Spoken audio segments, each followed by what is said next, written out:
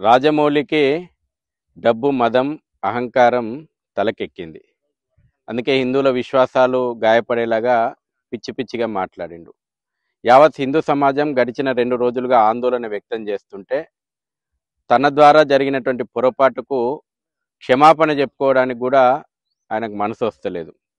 రాజమౌళి భక్తుల ఆగ్రహం కట్టలు తెంచుకుంటే లంకా దహనం సీన్లను ఎట్లుంటాయో నీకు డైరెక్షన్ చేసి చూపెడతారు.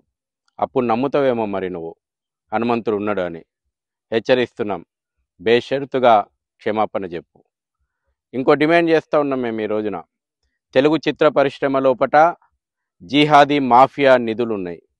అందుకే అనేక సినిమాల లోపట చిత్ర నిర్మాతలు కానీ లేదంటే చిత్రాల లోపట కానీ హిందువుల యొక్క విశ్వాసాలను గాయపరిచేలాగా, దేవీ దేవతలను అవమానించేలాగా, హిందూ కుటుంబ వ్యవస్థను కించపరిచే విధంగా, హిందువుల యొక్క జీవన విలువలను అపహాస్యం చేసేలాగా